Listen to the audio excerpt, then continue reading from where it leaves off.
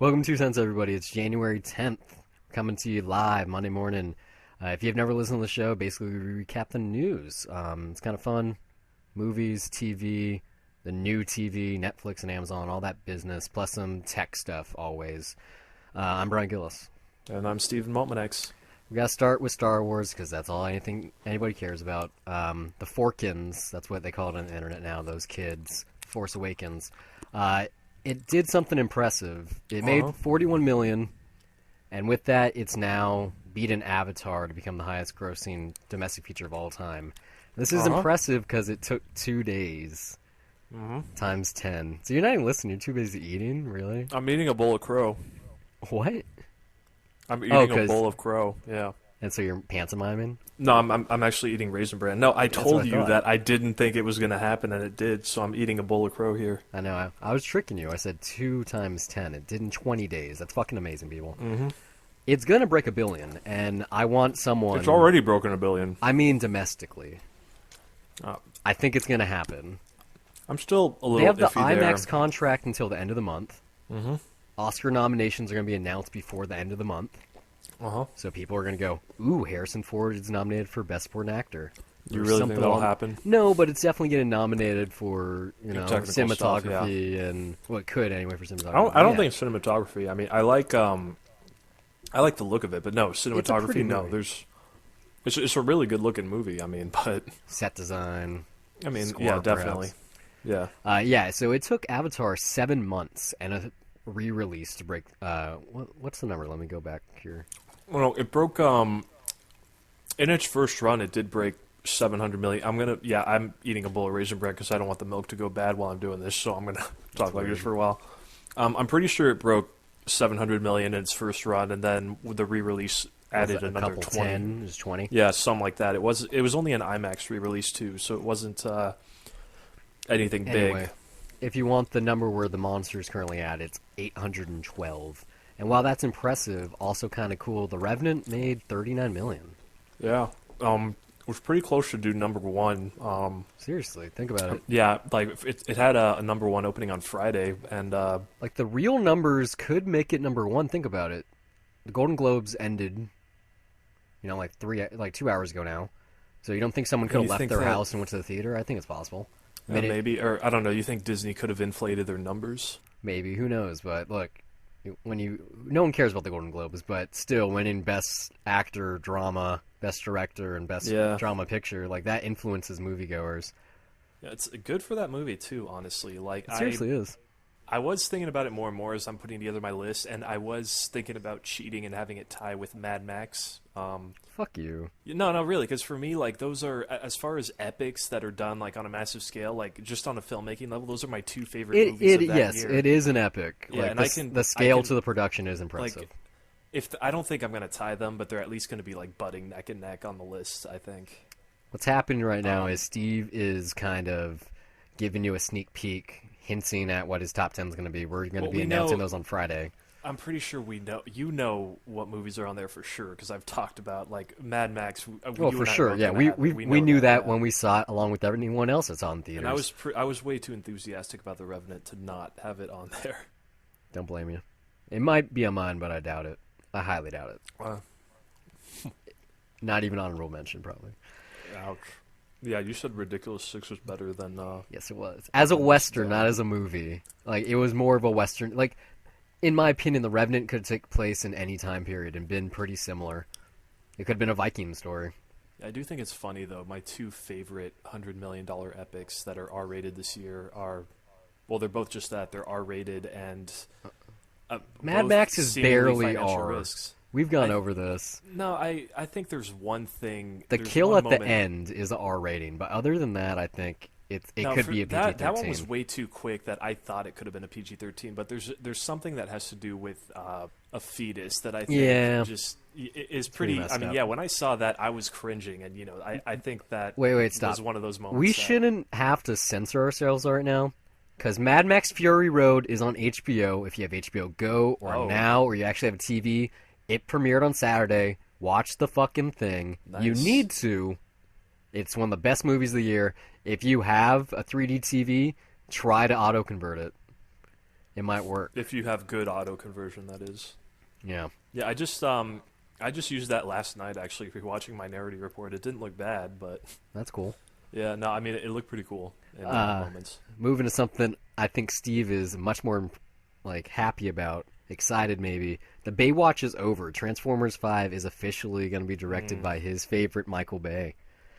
He claims it's his final thing. It's going to be his final outing, and I believe him because they kind of had to make him come back, and he's trying to do 13 hours.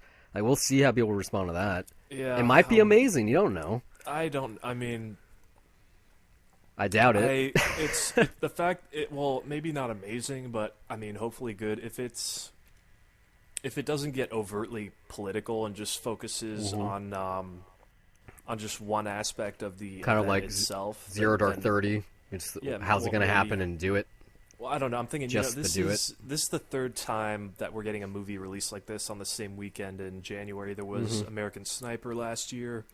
And then Lone Before Survivor. that, it was Lone Survivor. So that's why this movie, I'm pretty sure, is taking that weekend this year. Although interestingly enough, those other movies had limited releases in December to qualify for the Oscars, and then they went wide mid-January.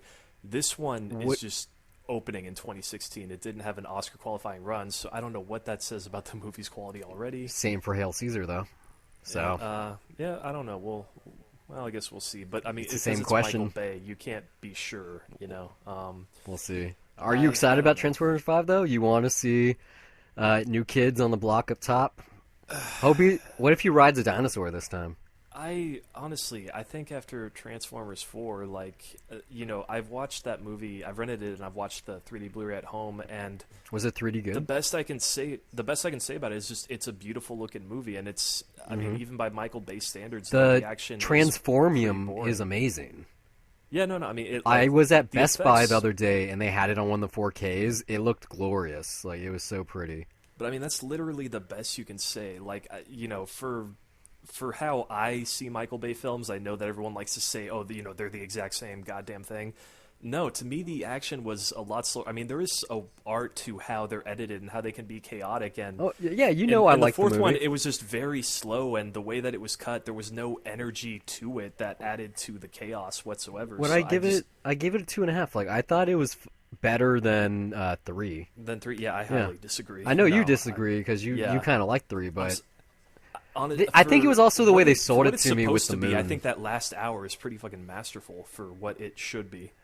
those what it's last trying to do. 25 minutes of 4 are pretty good when the dinosaurs finally show up. That's the first fucking thing you see in the movie, and then you don't get it until 3 hours later. Literally, it's a that's- long movie. That's the best thing I can say also about Transformers 4. Right? The Dinobots. Yeah, no. I love the opening shot of that movie, or just that opening sequence, like with the old civilization, with the old the dinos. mood and the atmosphere that it sets up, and it's not like just all crash bang at the beginning. Makes you think, oh wow, this is going to be a very different movie, and I like the direction that's going in. Like it's almost beautiful on Prometheus opening levels, but no, then the rest of the movie happens, and Yeah. you got Mark Wahlberg being the most retarded inventor ever. Like I'm I think we fought a Transformer. We got to move on here. It's a long show, but people. I mean, okay, Transformers 5.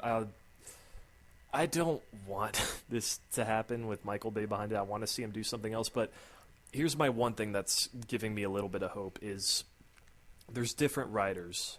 They it's have the not writers' Aaron Kruger. room. I They mean, planned Aaron this out Kruger for like 6 has- movies. Aaron Kruger does not have the best writer's resume. In fact, I think he's also writing Dumbo, and I'm kind of worried about that. But, the fact that Fast 5 is the best movie in that series, and that It's giving you hope. I mean, yeah, and that there's a different writing team behind this. Michael Bay can do really good stuff when he's got good material, and still have fun with it. So Fucking I'm The hoping Rock, that man. there's at least more creativity happening there in the writer's room, and that they're at least, that stuff's going on, and they're not just shelling this out just for the sake of it making money, that they're actually having fun with the concept of Transformers. I hope. Hasbro has Allspark Pictures, and they set up all the other properties they have. G.I. Joe, what was it, like, not My Little Pony, that's something else, but I mean, that's happening too. But they're all together, and they're going to have a shared universe, like mini bots or something like that, I don't know. Anyway, moving on. Probably the most interesting thing that happened this week. Kevin Spacey and Dana Brunetti now run Relativity. They got financiers, they were involved, whatever. They're like Ryan Kavanagh made this happen. It's really interesting because this is kind of what happened with Tom Cruise with United Artists like 10 years ago. I think they're gonna do it too. Like now, their production company that makes House of Cards, that's part of Relativity. I mean, obviously they sold off a lot of their TV stuff and some of their properties, but they still have the deals. So I think it could work. Who knows? Like hopefully, Is the United Artists still around though? no. So I think it merged with MGM. It's kind of weird though. It's like, what are you gonna do? You just became head of a studio, well, a mini studio. What's gonna happen? No, United Artists is still around. Wow. Because I mean, yeah, they have the theater still. Mm. Nope, I was right. Yeah, it's part of MGM. I don't know. I think it's cool though that Kevin Spacey, he's obviously one of the first big streaming shows was House of Cards. It still is a monster. So knowing now that he's playing a president on TV and he's the president of a movie studio, pretty cool. The coolest thing this week, I think, and you probably heard about this, Kodak showed at CES they're bringing back the Super 8 camera. A weird place to bring that up too. Well, it's tech news, but I think it's the coolest thing. Not a technological advancement. No, yeah, but yeah, no. Well, it's the Consumer Electronics Show. They're introducing digital components to it. Like, it has a digital viewfinder. When you send your film back to the lab for development, they bring it back, or like they ship it back with the digital copy. So they're trying to use the medium. I mean, don't they do that anyway? For consumers, if don't you get a digitized version of your negative? Well, I don't think anyone really No? develops Super 8 anymore like this. No, though. I thought that was always an option though for like the very few that still do it. that just send in film anyway. Well, they're relaunching their camera line though. That's what's happening. They're gonna. I don't know how many colors. They didn't show off the model or anything. But in the press release, like J.J. Abrams, Christopher Nolan, all the directors that you would think are really supportive of this idea. Like last holiday season, the biggest seller was Instafilm cameras, like Polaroids and Fujifilm.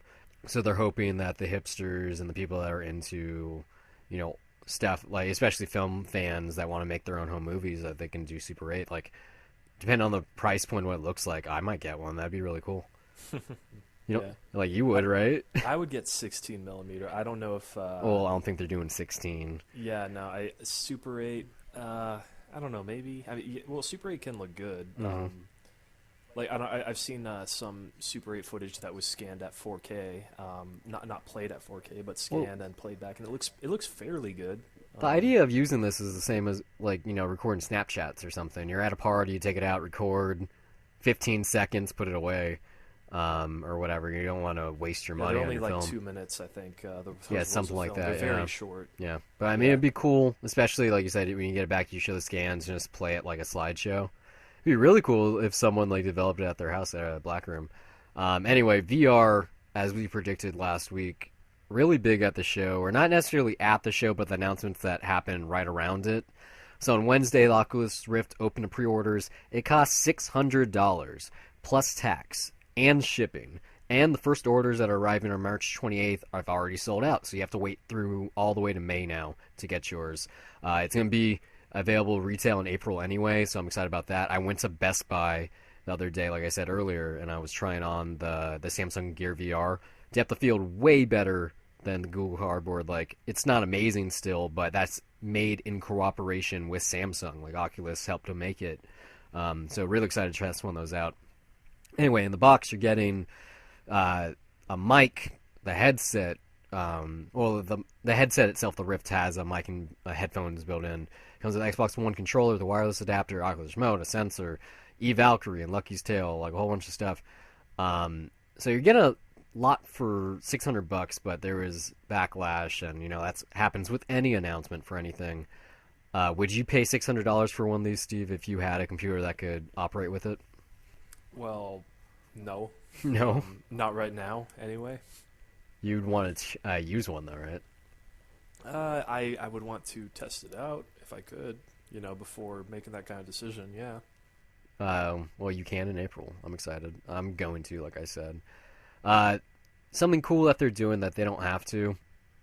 They gave a ballpark estimate months ago. Palmer Luckey said it was going to be $350. Obviously, that's 250 off of what they wanted. So that's why there's backlash. People felt jilted. But it's not like they bought it already anyway. And like I said, they already sold pre-sold a ton. It's really cool. You just have a placeholder. I think you don't pay anything. They do what Amazon does, and you don't pay until it's shipped to you. But every person that crowdfunded Oculus originally on Kickstarter to get the first developer's kit is getting a free Rift called the Kickstarter edition. It has all the stuff that you get for $600. That's really cool. That's every person that did it, not the $5 donations. Like I said, like you had to crowdfund to the limit where you got the DK1, the Crystal Cove. But even still, that was a good amount of people. So that's a good way to really support your early adopters, because everyone knows there's going to be a second one that they make probably like a year down the line, or maybe in 6 months, like a tiny upgrade at the same price point or whatever. In addition to them, HTC and Valve, they announced new stuff about the Vive VR at CS itself. It's called Chaperone. It's going to be coming with their headset. Really cool feature that no one else has. It has a camera on the outside shell of your viewfinder, the head-mounted display. So at any point, you can you can double tap the menu to see what it does. It's not going to be just straight camera. It's going to be an overlay, kind of like it's going to shadow and drop out whatever you were looking at previously. And also this way, if you walk around your living room, because that's part of their pitch, like it has sensors. I think it covers like 30 square feet or something. That way it prevents you from running into your couch or hitting the wall. So that's really cool, especially since I've used VR a couple times, and that's happened. Yeah, well, it happened, but I was stationary, so I can only imagine, taking steps and crouching and stuff. Especially if you were taking the thing off, like it's really disorienting. That way you can kind of like peek, like say your kid fell down or something from the TV, like really smart. I kind of like it's kind of parallel for wireless controllers or the original Xbox, where if you just tripped over it, disconnected just a connector. Moving on to the actual movie stuff. We could talk about the Golden Globes, which you don't care. I don't really have much to comment on. I don't care, yeah. No, it's not I don't care. It's I don't read. Well, I don't know. Brie Larson won, which is really cool. And so did Christian Slater. Yeah, Brie Larson won. Okay, and her dress was amazing. And Jacob Tremblay, was that his name? How do you pronounce it? The kid. Tremblay? Yeah, the kid, he was there in the audience, and he got a quick shot on camera. It would have been awesome if she went on stage with him, and he got to talk on the mic.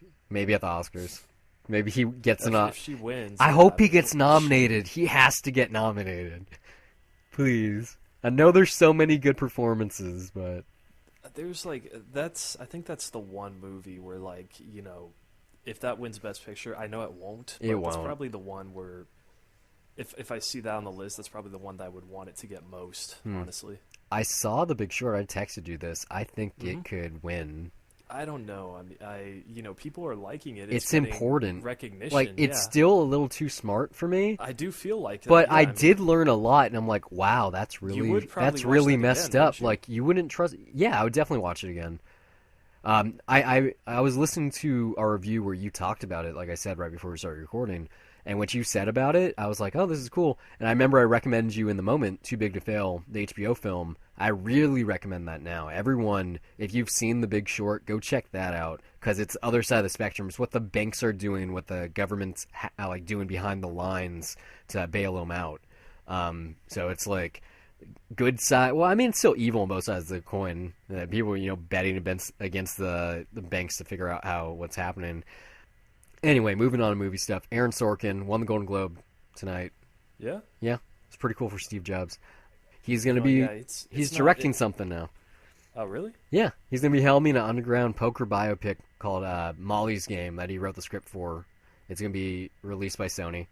It's funny because on Entourage, he had 2 episodes, or maybe just one, and an agent pitches to him, Andrew Klein. He's like, you want to do directing? He's like, no, fuck no. I'm a writer. But anyway, you were going to say something? Just about the Golden Globes? Just good for him, man. Right? Honestly. Back-to-back wins for best screenplay. Pretty cool. what can you imagine Aaron Sorkin directing? Like what direction he Yeah, would I give? think there's gonna be a lot of walk and talks. Just a Yeah, lot, because but as far you as how know, he wrote the thing, right? So he already has the I would, vision. I would love to see though behind the scenes footage of him interacting with actors and seeing what that would look like. Be interesting, yeah. Yeah. I'm sure it'd be an interesting watch. Like we can't mind using that word if it's not good, but I think it will be. I'm excited. No date on that yet, obviously. It just got announced. Allison Pill and Jessica Chastain, they're going to be starring in a gun control legislation thriller from Europa Corp titled Miss Sloane. So that's really cool. I like her. Talking about the newsroom, she was on there. She was great. And Jessica Chastain, we've talked about her a couple times on the show. Everyone knows that she's great. She has like the greatest agent ever. Yeah. Honestly. Well, she doesn't work all the time, which is smart. Like she's not oversaturated, so she hasn't been typecast or anything yet.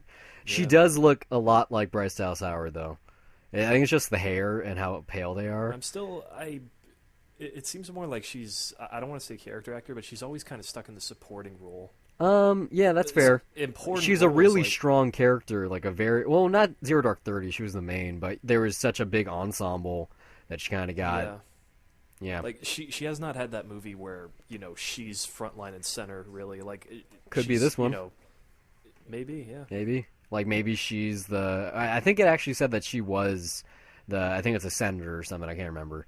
But anyway, this is Europa Corp, so we know this is going to be on Amazon eventually. Good for Amazon. Really time-sensitive material if they do it right about gun control. Yeah, which And maybe it's after, like maybe the NRA is trying to stop them in the movie. and we'll see. I mean, after what happened, it was within a week Of what? with Obama. Yeah, Yeah. I don't know. The announcement, We'll see yeah. what progress is made there before the election, if any. No, it's too soon. 8 months? Well, it's December, so or November. No, yeah, it's a year. It's a year basically, because inauguration's in January. Well, yeah, although everyone's still disagreeing on what he's saying, even though he's clearly. Well, this it's isn't a not politics political show. but Nope. yeah, it's so stupid. Not. Let's keep going. Yeah, let's move to something less stupid. Guillermo Del Toro, GDT. He's in talks to direct a Fantastic Voyage remake, written by David Goyer, produced by Lightstorm. If this happens, it's gonna be so fucking cool. It's gonna be amazing. No, yeah, no doubt. Yeah, I mean, have you seen the original one? No, but I've seen Inner Space, which is the same idea. Yeah, I mean, it's pretty dated. I mean, honestly, like It's a Disney movie, right?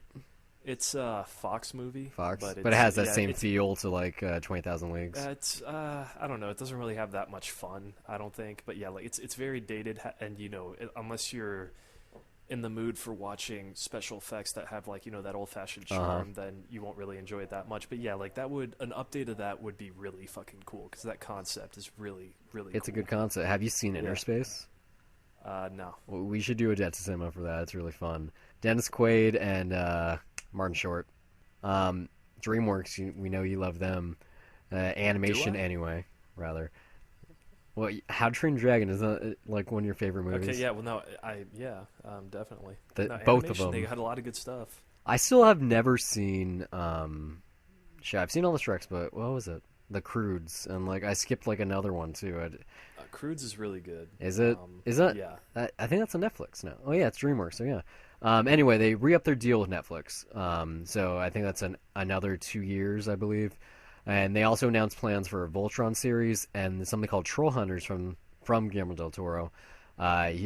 He's already tweeted that they're in the animation stage. So maybe a year from now, who knows? It could be this year since they announced like 32 shows this year. So really cool for him. Today he was tweeting his favorite ice cream places around the world. Not even just places, but like this specific item. He was like rum brandy or this one Flavors just as well, yeah. Yeah. Place. really cool. Damn, He's like the best follow on Twitter. He's the reason to get Twitter. I If you know, don't like have I one. like seeing his stuff. I gotta scroll back and get a. Jeez, I wish I could filter out all this Golden Globes crap right now. Oh, you'd be filtering him out too. Well, I can just look him up and see separately what he tweets. You know, he did like 3 words done. tweets. He was like, "Congrats." Like, wouldn't you be happy, even though it doesn't mean anything, that Inaritu won? Like, won the Tres Amigos. Yeah, they're good friends too. So yeah. Oh yeah, they grew up together. Yeah, my favorite tweet though regarding the Revenant, I should have brought this back up. It was the Joe Carnahan one where What do you said that say? Inarritu asked him for advice for what he did on the Gray. Yeah, and then once I read that, I was like, oh fuck, that Yeah, makes it's the so same much movie, sense. except he's fighting against the wolves. They're the whole Well, movie no, instead of the bear. they're both man versus nature movies. That's the entire point. But yeah, they're in Except insanely cold environments. I'm like, but yeah, that's so fucking cool. I guess I just love movies like that. I still have to see that. You know this. I know this. Yeah. So sad.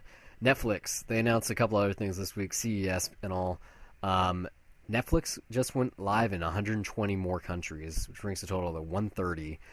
The new ones are India, Russia, South Korea, Saudi Arabia, a whole bunch of other ones. They're already in Cuba. They're basically Wait, so there were everywhere, only 10 countries before that? or something like that. But they're all major. Oh, okay. You know, United States, Canada, like Mexico, Spain. UK. Yeah. Yes, but they're basically everywhere in the world besides China and North Korea. They're going to be offering censored content to go along with this, obviously, for China and Saudi Arabia. Or they're not in China yet, but for India and Saudi Arabia. And in tandem with this, they also teamed with LG to introduce prepaid plans, obviously, for the less developed countries. And also, I think it's going to affect adoption rates here because, like, a lot of people use cash to buy cards for the internet, you know? Like, they don't actually have Amazon, like, their credit cards actually don't have a credit card. So Netflix is all in. Like, I guess now is the time to buy stock if you don't have it, if you're into the stock market. Would you buy stock if you had money? I don't want to play that game. I don't know. I'm bad at gambling, so no, not really. You just saw The Big Short too, so well, you saw it like 3 weeks ago, 2 weeks ago. Yeah, no, right before Christmas. Yeah, Yeah. I just saw it. I know you did. Staying on other countries. You really just want to talk about it, don't I, you? I so want to talk. I don't want to wait. You want to do it for a few dollars more episode at some point, I'm guessing. Yeah, that'd be fun. Well, Yeah. I mean, it'd be better if it was a new release. If you haven't heard that show, guys, it's actually a few dollars more. That's why I titled it. I double checked. It's our in-depth review show. It's spoilerific. We've done it for The Force Awakens and Anomalisa. We got one like last I checked. A couple others in my mind. No, I don't know. If you haven't checked them out, that'd be cool. Anyway, we're talking I about like how you added countries. the backgrounds on there too. What backgrounds? Oh yeah, the pictures. You like Yeah. those? Those are cool. Yeah. Yeah, no, that's cool. I figured out that I could do that, and I was like, oh okay. I just have to find a high res picture. So yeah, Netflix announced they're all in all these countries. Talking about other countries, Cuba. Showtime just announced that the next season of House of Lies is going to shoot in Cuba. That's really cool. It's the first major production that's taken place, American production anyway, ever basically. And along with that, Fast and Furious 8 is looking to shoot there. They're also thinking about Russia and a couple other places. So big time Cuba, stuff. that's a big deal. I know. Like the embargo just dropped less than a year ago, and they're I don't know, already doesn't getting this Sicko money. count technically? What? Doesn't Sicko, Sicko? also count technically? Yeah, Michael Moore's healthcare documentary. Oh, I didn't see it. I don't know. Because either they went to Cuba or maybe Well, the government wasn't getting much maybe money they though. faked being in Cuba. I don't know. Who knows? You know, it's Michael Moore. Who knows? Who knows? We're gonna talk about TV now. I'm just gonna throw a couple things at you real quick. Dates, big shows. Game of Thrones. It's returning April 24th. That's right around the corner. You know, it's not. It's barely gonna be winter when it's on TV. Along with that, George R.R. Martin. Yeah, did you see this? Yeah, this was announced on New Year's Day. I think he's not Yeah. done with the book. Well, he's yet. not gonna be done. I mean, he still has 3 months, obviously. But when writing, that's not a lot of time, even if you're close. And then Plus, there's you know, publishing time at exactly. the same time. So even if he's Uh-huh. done, yeah, I mean, if he went the ebook route though, then he would get it out in time. That'd be really cool if they did that, like automatic ebook, and then if you bought the ebook, you got a print copy too. But yeah, the fans are really supportive, so that's nice. Along with that, Netflix Daredevil season 2 that's coming in March 18th, so 1 week before Batman vs Superman. Did you finish the first season of Daredevil? No, I haven't even started. Oh I man, think, you need to. I think I'll. I know. I think I'll do it around the time that the second season's starting. You know, I might Double even though I binge? know you've already. I might suggest doing a debt to cinema for the director's cut. Honestly, even though We you've could do that. technically It's your seen picks. the theatrical cut. You know Yeah, I mean, love it. It would be a different take on it. Yeah, so that would count. I Is guess. there a I mean, Blu-ray that'd of be the a good way director's to time cut? that up. Is there a Blu-ray of the director's cut? You can only get the director's cut on Blu-ray. Ooh. They don't have the theatrical cut in HD because it's not good. Well, I have a copy. Or it's not I have the nearly as 2-disc good, yeah. copy. I'll keep it Yeah, forever. no, I have that too, but yeah, the director's cut makes that such a better film. Like, people need to see that because it really is it's a legitimately good movie, honestly. Like, We'll pick I it don't for know Death to why. Cinema eventually. You can tell everyone Yeah, about it. I honestly love that movie. I think it's a great comic book movie. It's in my top 5. I like the theatrical cut. It's really Yeah, no, good. I still enjoy the It's theatrical cut. the like, best Batman as- movie that Batman's not in. Well, you know what's funny? I've told you this, right? He was basically doing the Christian Bale voice before Christian Bale. He was doing that is a Batman Yeah, he was movie. doing it. That is the voice. Like I bet you. What do you want? Justice. I really like. There's so much stuff in that movie that I like. Michael Clark Duncan is great in that movie. The sleep deprivation tank that he sleeps in is awesome. I even have the soundtrack for that movie too. Actually, Nice. We got to get back So to, good. well, not necessarily dates, but some season orders. Girls, HBO announced is only gonna last 6 seasons. It's the final one, folks. I'm very happy about this. They've run their Yeah. course. I know you watched the show. We've talked about this before. It just kind of fell off. I mean, it'd be cool. They know too. Adam Driver's obviously in Star Wars. Lena Dunham's already running and making a different show at HBO. She has a Lenny letter. I'm sure, like Sasha Mose, I pronounced that wrong twice in a row. You're not even talking.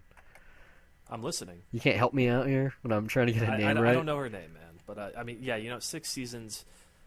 Yeah, it needs to. That's American TV. Usually after you peak, you kind of stale out around season 4 or 5, and then you got a few long stretches there until you get to the end, and you need to realize you got to close shit up, and it gets good again and more interesting. But yeah, I mean, the way that she justified it too about sandwiching it in her 20s, that's a good way of putting it. So on an artistic level, I can respect that. I mean, the only reason she got famous was for having such a fresh voice with Tiny Furniture. Surprisingly, like I was like, I would totally do this. And like everything in that movie was like, yeah, this is very likely. Even the sex in the pipe. We had pipe sex. I really was not into that movie, but I don't. Yeah, which surprises me that I actually watch Girls. I don't even hate watch it. I actually genuinely enjoy that show. Although it's kind of been testing me lately, but yeah, the better version of Girls, Broad City on Comedy Central. It's getting 2 more seasons, which is really cool. Have you seen that? No. You should check it out. I think it's on Hulu if you have that, and the first season might show up on Amazon. The first season might show up eventually because their Comedy Central deal. I don't know exactly how long it takes for them to get seasons. I know the Amy Schumer show is on there. Like just the first season though, right, on Prime? I think it's like 2, maybe. I don't know. It's a really delayed streaming deal. I know that. Actual TV talk. M. Night Shyamalan, he's resurrecting Tales from the Crypt at TNT. Crypt. You said, I know I did. Yeah. Are you making a joke on purpose there? No, it kind of works though. So yeah, the show's returning. It's still HBO basically because it's Time Warner. Either way, it's going to be part of a new 2-hour block that they have for horror. They haven't announced yet if the Crypt Keeper is going to be making a comeback. I really hope so. He will be. No, he will be. Is it guaranteed? Yeah. M. Night confirmed. Because everyone, like, I saw him tweet that, and then I saw everyone reporting that it's not true. Or that it's a possibility. I don't know. Maybe that's it. That's the M. Night twist that he lied right there to everyone. Yeah. Uh-oh. I really hope he's back. I hope they get the same voice actor, too. Yeah, I don't know. Why would he lie about that? It's the devil in him. That'd be stupid. Why would you lie about that? Have we learned nothing from Star Trek Into Darkness or Spectre at this point? Hell no, we haven't. Well, we clearly haven't because they're way too fucking recent. No, I'm pretty sure he said he was coming back. Anyway, yeah, no, he said it. I'm excited about this. He tweeted, he was like, "What are your favorite episodes?" Like, I think he wants to have good fan interaction, especially if this works. And TNT. I mean, have you seen his? Do you follow him on Twitter? I just started following him like 2 days ago. I think with this announcement. I mean, I see stuff retweeted that he does all the time, but I mean, yeah, he's a very enthusiastic guy, and it seems like hopefully the visit's a sign of a comeback. I heard Wayward Pines is also pretty good. I saw the pilot of that, and I couldn't get into it. I heard it gets a lot better. Obviously, they have a second season now.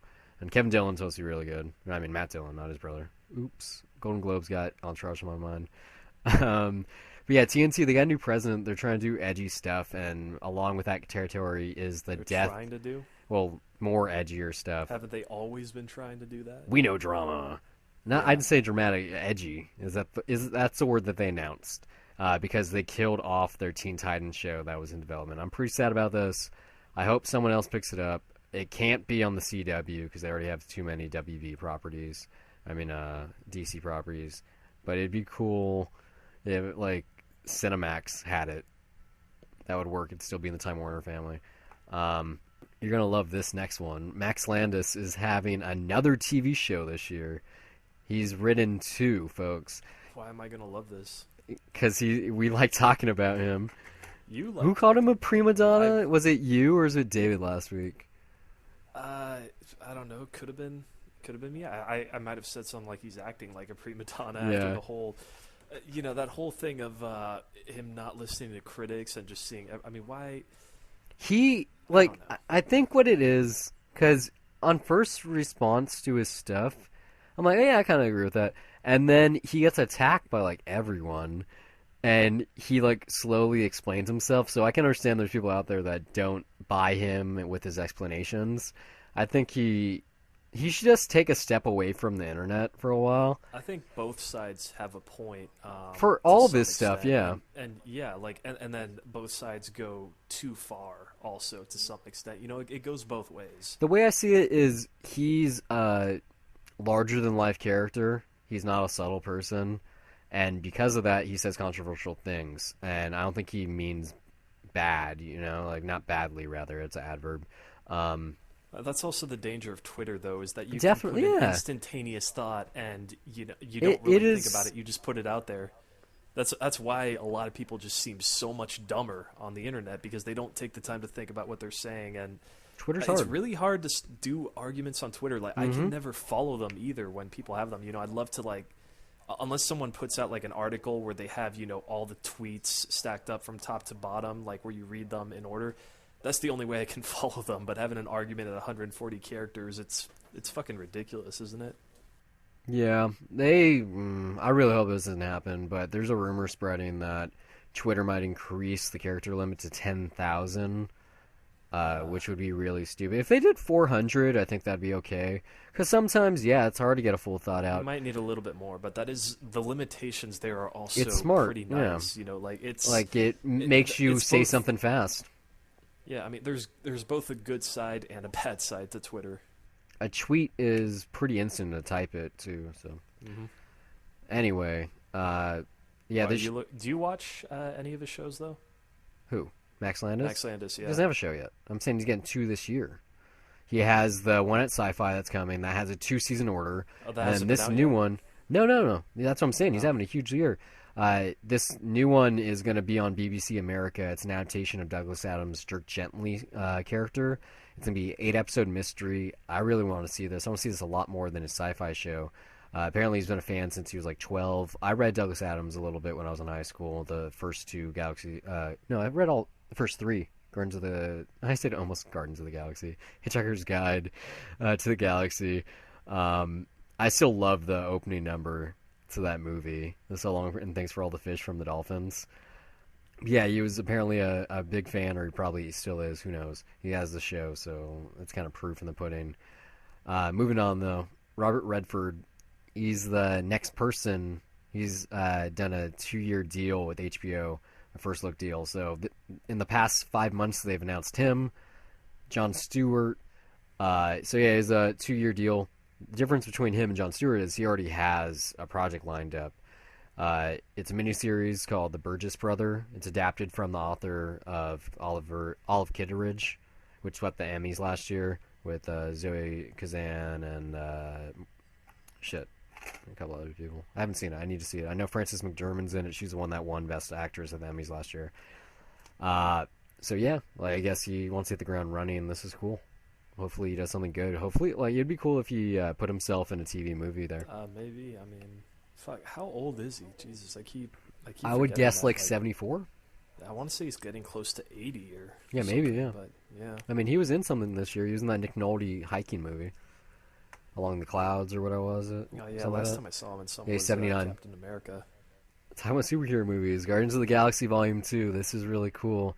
It's gonna be the first Hollywood feature shoot on the Red Weapon 8K. It's gonna shoot. The shoot starts next month. 8K. It's gonna Yeah. almost look like film. Like you're not gonna be able to tell the difference. Are you sure about that? I think so. It's not gonna have.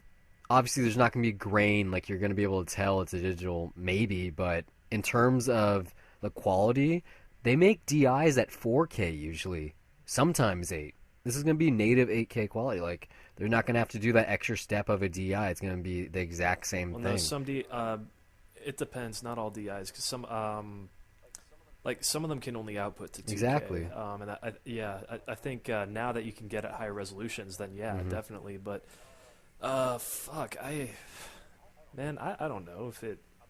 I don't think there's more to it than just resolution. And honestly, as resolutions go up, I've I seen find side by that side. Like I know you're on the film side of the spectrum, and I like digital. no. I'm on the both side. I'm on 'Cause both there's sides. beauty to both I formats. like. Yeah. I see. I've said this so many times. I love multiple formats. Like side by side. Like yeah, there is that point being made of like yeah, it would suck if the ultimate aim for digital is Kill to film, replace yeah. film. Like I don't want to see digital try to mimic film. And I don't usually when it does, I can still even I can tell. Like I might have to look for it, but yeah, it's more just grain. You can usually tell just by like there's still digital. The way that the human face is captured, I don't know how to explain it, but it's Something just about the light for and some reason, yeah, yeah, the, it's the the warmth. light, it's the contrast, and I don't know why, but just it seems like every time a resolution has gone up on a red, the images look slightly more artificial to me. I have no idea. Like I like the look of the red. I just wouldn't call it filmic. I'd call it cinematic, but I definitely wouldn't say filmic. So I don't know. Maybe. And anyway, I don't know what the hell is going to matter with 8K, especially since it's going to be downsized to Yeah, 4K or even 2K, depending on what DCP you're getting. That was gonna be my 8K my should next be point. what fucking laser projection is at, but yeah. I was gonna say it's probably gonna be the start of simplified 4K workflow, like by process of downsampling. Like you hit the nail on the head. Like 4K Blu-rays taken off this year. The first Blu-ray player is gonna. I think Panasonic has one of the first ones, and Sony right after them. They showed them at CES. They're gonna be available like in a month or two, and then the disc shortly thereafter, probably before the end of quarter two. And so if you shoot the movie in 8K, making the 4K content is a breeze. You got no problem compressing it down. Exactly, and it looks basically the same. I mean, 8K TVs are going to be out for a while. That's a whole different conversation. They Well, did yeah, but I show mean, a like, couple at CES though. There was like a I do think 98-inch LG 8K UHD HDR blah blah blah blah blah. And I think I want to see IMAX laser though go 8K. I think right now they're at 4K, and that's they really should be fucking higher. Like I'm tired of looking at IMAX screens and seeing a 2K digital image that looks like a fucking non-anamorphic DVD. Like I fucking hate that right now. I want IMAX to fucking look dope again. I think it's just oversaturation for you. Because think about it, if you've never done IMAX, I still think even at a Limax theater, if it's your first time, it is a really special experience. Then every Well, no, every step up, I've especially if you see 70mm film, is really special. see I've the IMAX theaters. That's not what I'm talking about. Like the big Yeah, that like at I'm close to Irvine, the spectrum, yeah, exactly, yeah. And they have like the last time they projected something on film was Interstellar. Like now, if you go see something, it's a 2K IMAX projector, and it looks like shit. Honestly, Well, the argument is at that theater, there's like bigger the regular big screens at that theater have a way better fucking image because they're 4K, but it's not like everything looks pixelated and it's the edges of the screen are filled. Like I'm not kidding, it looks like non-anamorphic DVDs. Like even if there's a movie that shoots scenes at a full IMAX frame ratio, it will barely open up. That's same weird. with all Have you fake seen IMAX movie digital. Have you rooms. seen IMAX at a similar theater anywhere else? It could just be there. They could have, I don't know, they could have upgraded at other theaters, but maybe you should write No, them, send a hate letter.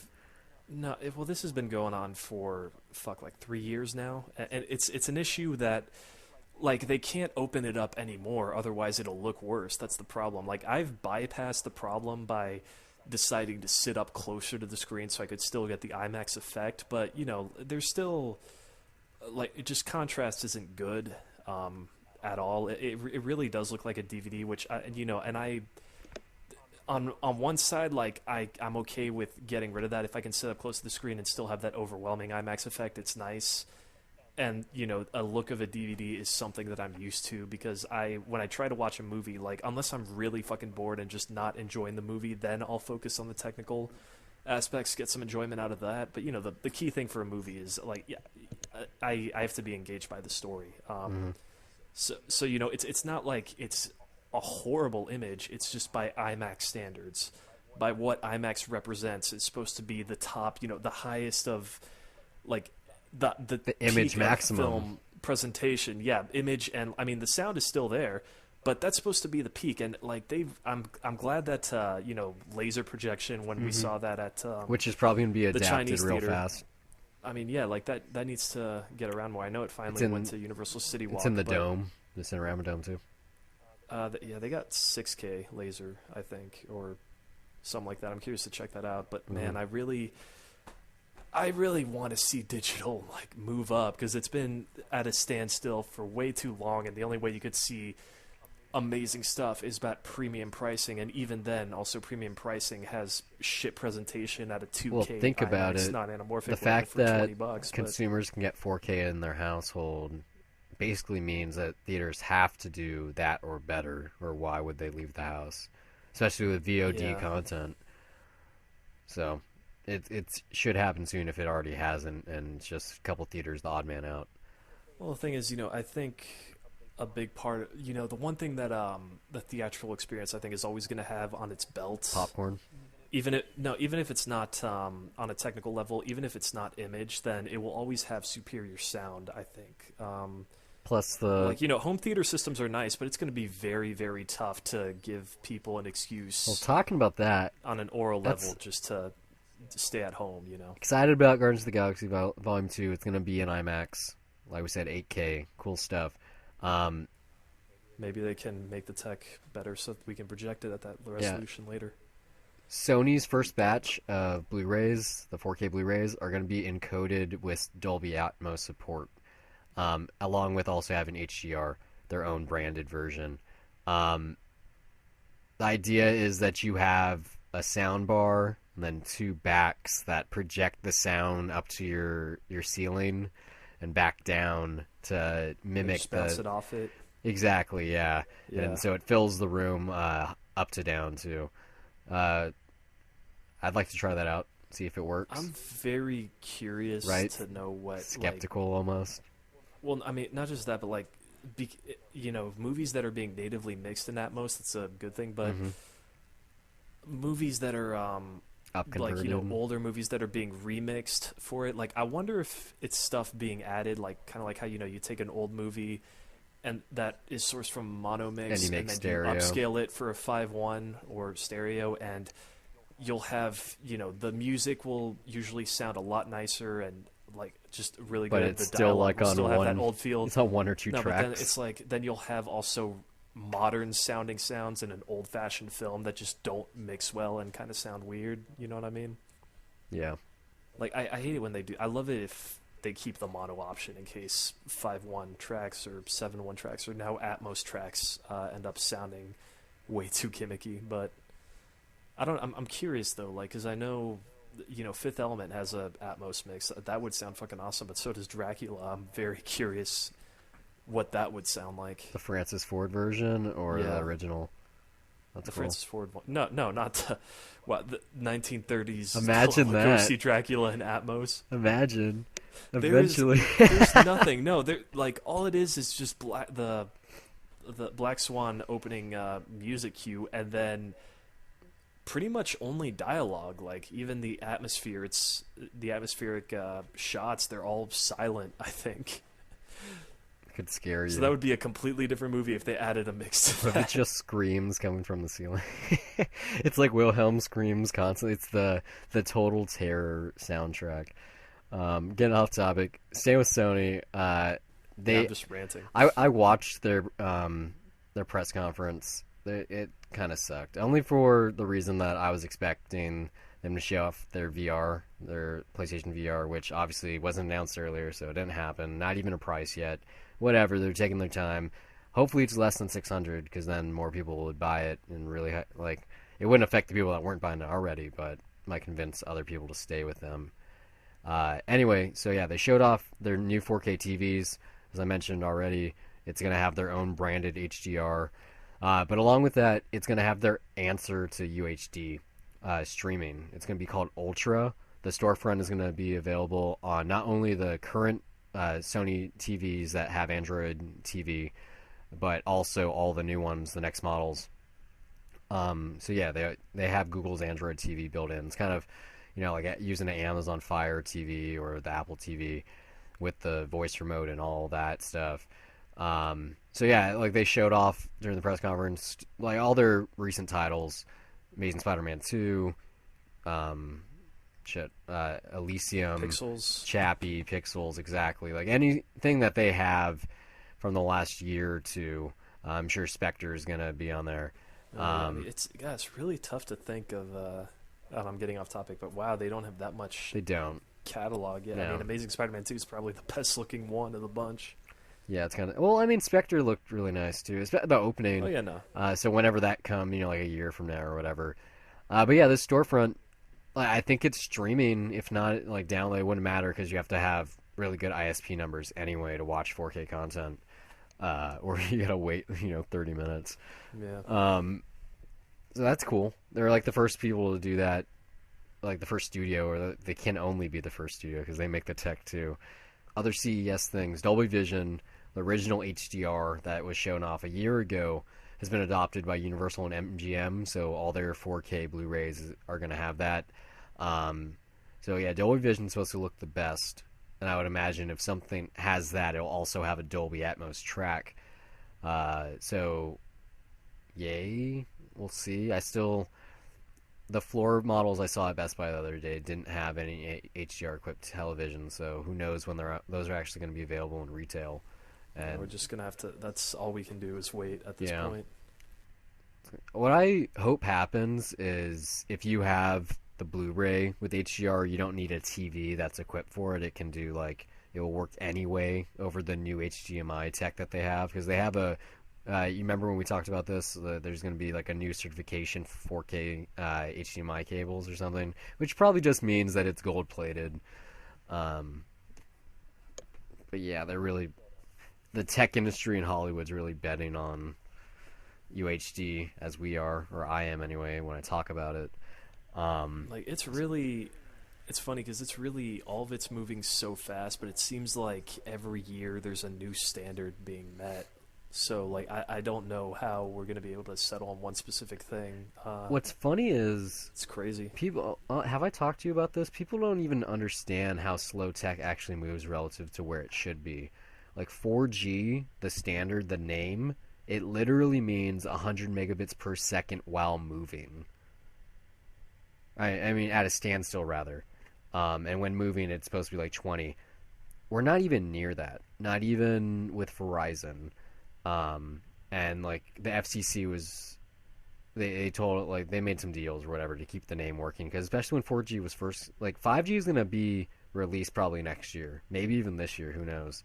And it's not even gonna be the 4G speeds that we're supposed to have, and so UHD is moving at kind of the same way. Like they already have 8K TVs, and they could make them, but it's like electric cars. Who's gonna buy them right away? Like it takes a long time to convert people. I got one last thing here. There's not I thought the show was gonna be a lot longer than it was. It's just gonna be under an hour, or an hour now. Yay! Golden Globes talk was a lot shorter. Well, we didn't have to talk about it, that's why. But staying on 4K, Dish Network, they announced their Hopper 3. Or not announced, but showed off their Hopper 3 at CES. It's their new DVR recorder that has 4K output. So just like DirecTV, I actually found out, I did some reading. They had a Hopper 2 that did 4K.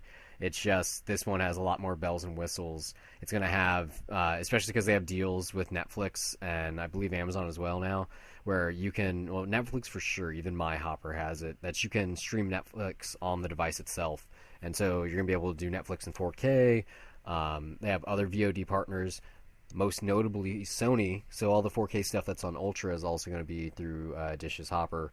But I think the cool thing here is they have something called Sport Bar Mode, which allows you to watch 4 games simultaneously. And since it's 4K and you're on a 4K display, that means each picture is full HD still. If you can use that mode with anything, that'd be really nice, but I doubt it because I currently have, they have, Dish Home, Channel 100, and you see 6 channels, but they're pre-selected. It's like the Home Shopping Network, TV Guide, One day it'll happen, man. It will happen, yeah. It's does your TV have picture-in-picture? I don't... you don't know, right? I don't know. It's not a feature that I don't think they put on TVs unless it's top of the line, because that used to be a big thing. I remember that in the late 90s, because you'd go to someone's house and they'd just on I can play my video game and watch the news at the same time, guys. But yeah, that's kind of the show we got this week. If you listen, give us a shout out, let us know what you thought, tell a friend, whatever. It's really easy. Just tag us when you do it. It's at Dollar Reviews on Twitter, also on Facebook. You can be our 41st like. Yay, we only have 40. Anyway, you can go to dollarreviewspodcast.com. JK, I don't have the URL yet. I should buy it. It's dollarreviewspodcast.wordpress.com. I'm tired, yeah. My name's... As am I. The Tired Show. It's not even over. Yeah. No, Should we push the gift? No, I think I can wake up a bit more for the gift. Yeah.